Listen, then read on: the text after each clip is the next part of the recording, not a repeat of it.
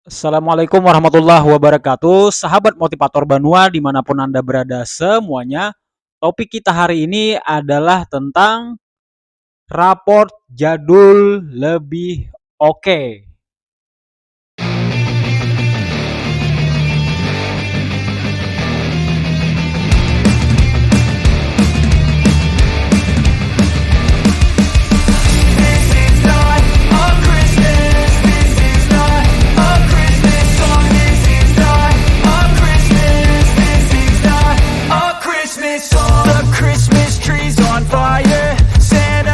Banua semuanya, sebelum kita memulai topik ini, saya ingin Anda bernostalgia sejenak.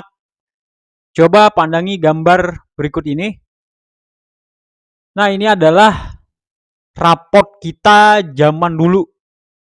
Jadi generasi saya sampai ke atas-atasnya lagi itu mempunyai kenangan yang sangat indah dengan tampilan raport tadi, di mana di situ kita merasakan raport di zaman kita dulu itu terasa pertama sangat simple, simple sekali, dan kita akan ingat sepanjang hayat nilai IPA kita 7 misalnya, kemudian nilai agama kita 8,5 bisa, nilai sejarah kita 8,6 misalnya.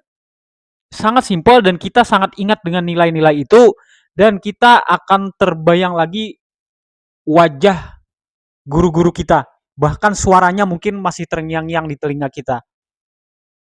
Karena itu getaran tangan itu nggak bisa dibohongi ketika dia bergerak di atas raport itu, bergerak dengan lincah, memuat tinta kenangan masa lalu itu, memori akan tertransfer ke sana, berkah juga masuk ke dalam buku yang bernama raport itu, maka disitulah akan menciptakan satu kenangan tertentu, energi tertentu yang membuat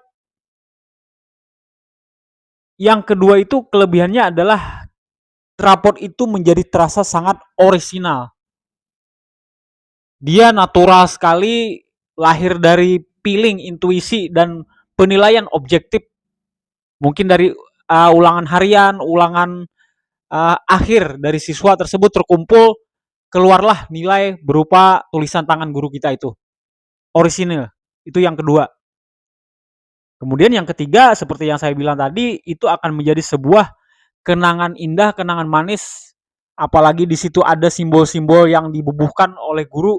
Beberapa kawan kami tertawa ketika mengeluarkan raport masa lalunya, itu ada tinta merah juga. Ketika nilainya mungkin di bawah standar, itu zaman dulu itu dikasih warna merah.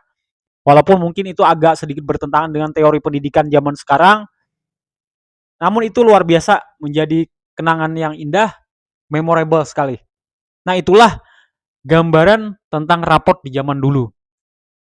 Nah, lalu pada perkembangan zaman kemudian, beberapa tahun terakhir, muncullah wacana, saya lupa sejak era menteri siapa, menteri pendidikan zamannya Bapak Nuh atau Pak Anies Baswedan, saya lupa sejarahnya. Cuma yang jelas, ketika mungkin juga diiringi dengan kecanggihan teknologi, artinya program-program komputer sudah bisa memasukkan unsur-unsur lain.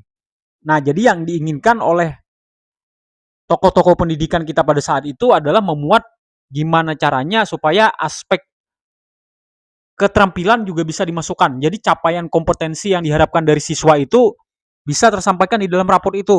Contoh misalnya saya sebagai guru bahasa Inggris, harus tercantum di situ dengan jelas melalui kalimat yang clear bahwa misalnya siswa ini selain nilai di sampingnya itu nilai pengetahuannya misalnya 8,5. Nah, harus jelas di sana keterampilan apa saja atau kompetensi apa saja yang sudah dimiliki oleh si anak ini. Dalam sisi misalnya writing, menulis, readingnya seperti apa, apakah dia sudah lancar untuk mengucapkan kata-kata tertentu dalam bahasa Inggris. Kemudian speakingnya gimana, apakah dia sudah bisa menyampaikan setuju atau tidak setuju terhadap pendapat orang lain. Apakah dia sudah bisa menyampaikan pernyataan, saya suka dengan buah apel ini, saya suka dengan orange, saya suka dengan mobil Daihatsu misalnya. apakah dia sudah bisa menyampaikan itu. Nah, itu harus disampaikan di dalam kalimat yang jelas, di dalam capaian kompetensi yang muncul di raport-raport yang baru ini. Nah, cuma kalau saya amati itu idenya memang bagus sih. Memang bagus. Karena selain pertumbuhan otak kan diharapkan dari sisi pengetahuan, si anak ini juga diharapkan untuk pedagogiknya itu lebih berkembang ke arah motoriknya juga. Di mana dia bisa ngomong, dia bisa menyampaikan, dia bisa berargumentasi dan lain-lain. Itu yang diharapkan dari raport ini, raport yang modern ini. Nah, cuma saya amati itu adalah pertama siswa itu dia tidak terlalu suka untuk membaca lebih detail tentang nilai capaian kompetensi yang tercantum di raport itu. Karena dari segi tampilannya saja dia sudah, kalau di kurikulum 2013 itu 4 halaman kemarin. Nah, saya lihat mulai era itulah anak-anak mulai malas untuk membuka rapor dan dia tidak orang yang nilainya tinggi juga dia tidak terlalu bangga dengan raportnya, orang yang nilainya rendah juga dia biasa-biasa saja dengan raport itu. Gak ada kenangan tersendiri, gak ada memori yang dia ciptakan bersama raport itu. Raport itu bukan barang yang sakral lagi seperti zaman kita kita dulu. Itu yang pertama. Siswa juga nggak baca.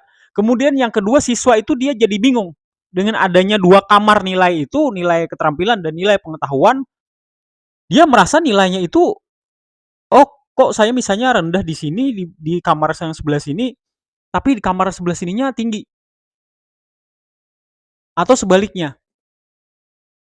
Nah, kamar yang dua inilah yang membuat siswa itu bingung dan nilai itu tidak menjadi berkesan lagi, tidak istimewa. Karena satu nilai kadang-kadang bisa berbentrokan dengan nilai yang lainnya. Bisa jomplang malah hasil akhirnya itu. Nah, itulah yang menyebabkan nilai itu tidak menjadi sesuatu yang istimewa lagi. Kemudian nilai berikutnya ini adalah mudah diutak-atik. Nah, karena kita tinggal mainnya pakai komputer, ya program komputer enak sekali untuk merubah-rubah. Bahkan dalam beberapa kasus saya juga banyak survei kepada kawan-kawan dari tenaga pendidik atau wali-wali kelas yang biasa menyampaikan nilai raport itu kepada mungkin salah satu operator sekolah yang ditunjuk atau mereka mengisi sendiri. Nah, itu ternyata jarang sekali yang orisinil mereka memang betul-betul menilai secara objektif terhadap siswa ini. Itu malah kadang-kadang disesuaikan. Kalau ini, oh ini dirasa-rasa kepanjangan nih. Di raport nanti dibikin pendek lagi lalu di delete beberapa kalimat di situ supaya bisa menyesuaikan dengan ukuran kertas. Nah, ini kan lucu jadinya. Nilai raport menjadi tidak objektif, tidak alami, dan tidak asli. Jadi dia cuma main angka aja. Begitu klik angka tertentu, maka akan muncul capaian kompetensi tertentu. Diutak-atik seperti itu.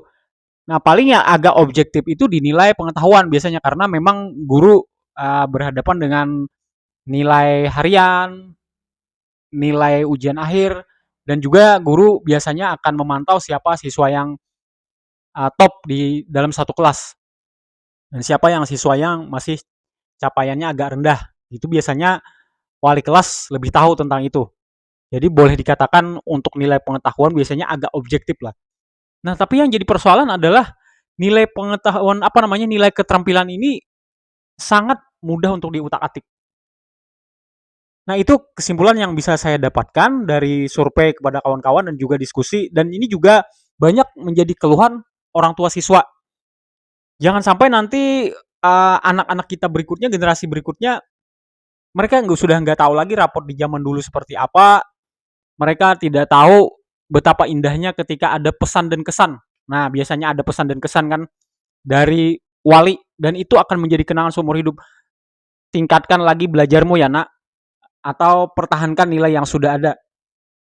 Atau biasanya yang lebih memberikan semangat lagi, misalnya kamu memang anak yang rendah hati dan teruslah bermain serta tetap membentuk kerjasama yang baik bersama kawan-kawanmu di dalam kelas.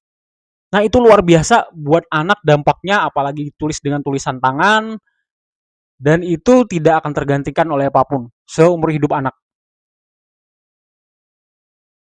Kita juga bisa melihat dulu tulisan guru-guru kita yang rapi dan yang tidak, kita ketawa sendiri, dan itu sekali lagi itu menjadi kenangan yang luar biasa. Kesannya mantap luar biasa, dan itulah berkah dari sebuah ilmu pengetahuan.